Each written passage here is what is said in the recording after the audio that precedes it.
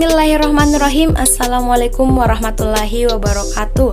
Nama saya Nur Fadila dari Fakultas Ekonomi dan Bisnis Jurusan Manajemen Universitas Muhammadiyah Makassar dengan NIM 15721120220 akan membawakan materi tentang manajemen operasional. Baik, langsung saja ke pembahasannya. Pembahasan pertama, kita membahas tentang apa yang dimaksud dengan manajemen operasional. Jadi, manajemen operasional dapat diartikan sebagai rangkaian kegiatan atau aktivitas yang menciptakan nilai produk baik berupa barang maupun jasa melalui proses transformasi input menjadi output. Atau manajemen operasional adalah studi tentang pengambilan keputusan dalam fungsi sistem operasi dan tanggung jawab untuk memproduksi barang dan jasa dalam organisasi. Untuk menciptakan barang dan jasa atau produk, semua organisasi bisnis atau perusahaan paling tidak harus menjalankan 3 fungsi utama. Apa saja fungsi tersebut? Yang pertama adalah fungsi pemasaran. Jadi fungsi pemasaran yaitu yang berhubungan dengan pasar untuk dapat menciptakan permintaan dan pada akhirnya akan menyampaikan produk yang dihasilkan ke pasar. Yang kedua ada fungsi keuangan. Fungsi keuangan yang mengelola berbagai urusan keuangan di dalam perusahaan maupun perusahaan dengan pihak luar perusahaan. Yang ketiga yaitu fungsi produksi atau operasi. Jadi fungsi produksi atau operasi ini berkaitan dengan penciptaan barang dan jasa yang dihasilkan oleh perusahaan. Selanjutnya, mengapa manajemen operasional penting untuk dipelajari? Jadi ada beberapa alasan kenapa manajemen operasional itu penting untuk dipelajari. Yang pertama, manajemen operasional merupakan salah satu fungsi utama yang harus ada di semua jenis organisasi. Sehingga apabila akan mengelola organisasi, maka mau tidak mau harus mempelajari konsep manajemen operasional itu sendiri. Yang kedua, dengan mempelajari manajemen operasional, kita dapat mengetahui seluk-beluk dan berbagai hal yang berkaitan dengan cara memproduksi barang maupun jasa. Alasan yang ketiga, dengan mempelajari manajemen operasional itu sendiri, kita dapat memahami dan mengerti dengan benar apa yang seharusnya dilakukan oleh manajer operasional. Alasan terakhir yaitu karena manajemen operasional merupakan bagian yang paling mahal dalam organisasi, sehingga penting sekali untuk dipelajari. Hal ini dapat diartikan bahwa efektivitas dan efisiensi manajemen operasional ini akan berdampak besar bagi perusahaan. Selanjutnya kita akan membahas tentang pengertian manajemen operasional menurut para ahli. Yang pertama menurut J. Heiser dan Barry Render tahun 2005. Menurutnya manajemen operasional ialah serangkaian aktivitas yang menghasilkan nilai dalam bentuk barang dan jasa dengan mengubah proses input menjadi proses output. Pengertian manajemen operasional selanjutnya menurut Edi Harjanto tahun 2003. Manajemen operasional ialah sebuah proses yang berkesinambungan dan efektif dalam menerapkan fungsi-fungsi manajemen untuk mengintegrasikan berbagai sumber daya secara efisien dalam rangka mencapai tujuan. Pengertian selanjutnya menurut James Evans dan David Collier tahun 2007. Menurutnya, manajemen operasional merupakan sebuah ilmu dan seni untuk memastikan bahwa suatu barang atau jasa diciptakan dan berhasil dikirim ke suatu pelanggan.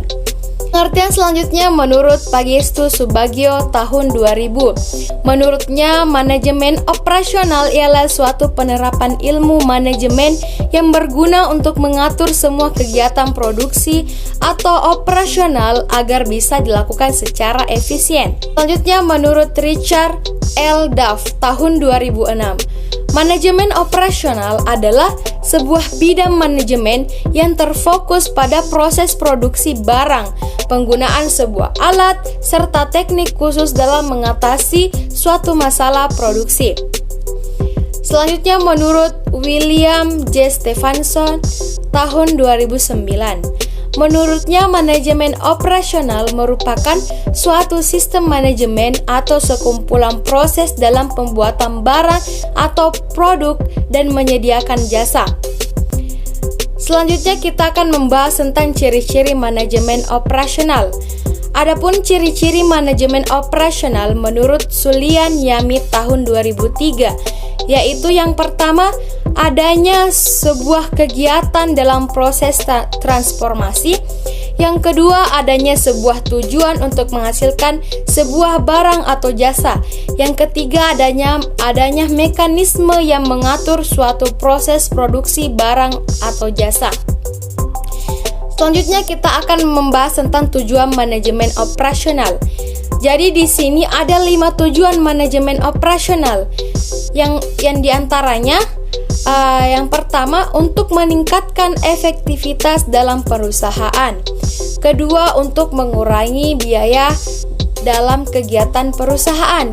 Ketiga, untuk meningkatkan efisiensi dalam perusahaan. Yang keempat, untuk meningkatkan kualitas perusahaan. Yang kelima, untuk mengurangi waktu proses produksi pada sebuah perusahaan. Selanjutnya tentang ruang lingkup manajemen operasional. Jadi terdapat 3 ruang lingkup manajemen operasional. Di antaranya yaitu perencanaan sistem produksi, pengendalian produksi, dan sistem informasi produksi. Jadi yang pertama kita akan membahas tentang perencanaan sistem produksi.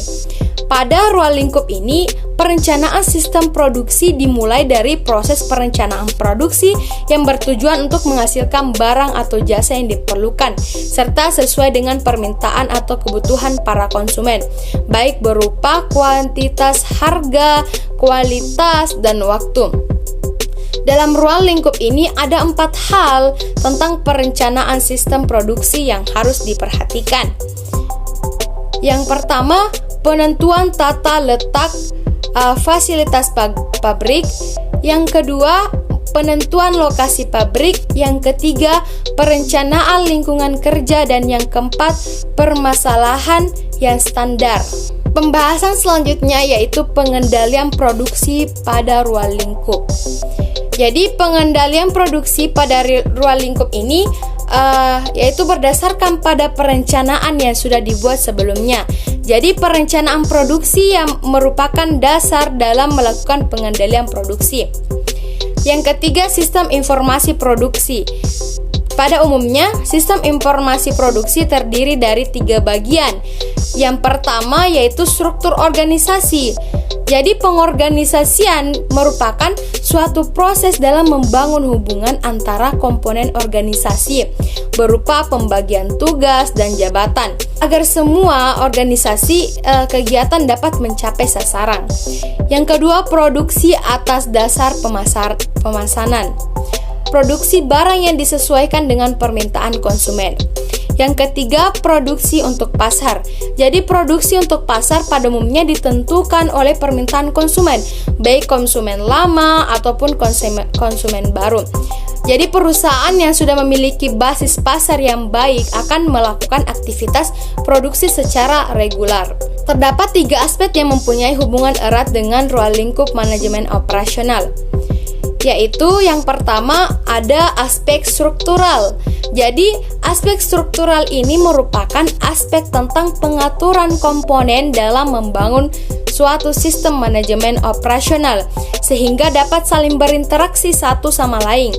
Yang kedua itu aspek fungsional. Jadi aspek fungsional ini merupakan aspek yang berhubungan dengan manajerial dan pengorganisasian semua komponen struktural beserta interaksinya melalui perencanaan, penerapan, pengendalian, serta perbaikan sehingga dapat diperoleh kinerja yang optimal.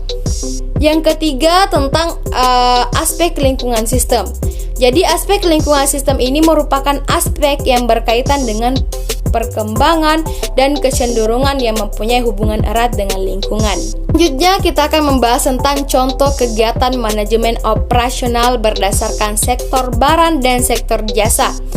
Contoh kegiatan manajemen operasional pada produk barang. Yang pertama, pertanian, manufaktur, perkebunan, perikanan, pertambangan, konstruksi, otomotif, perumahan, pabrik, pembuatan produk barang, serta industri berat maupun ringan. Selanjutnya tentang pada produk jasa. Yang pertama, pendidikan, hukum, perbankan, asuransi, kesehatan, layanan masyarakat, transportasi, perdagangan, hiburan, administrasi, jasa profesional, dan jasa perbaikan.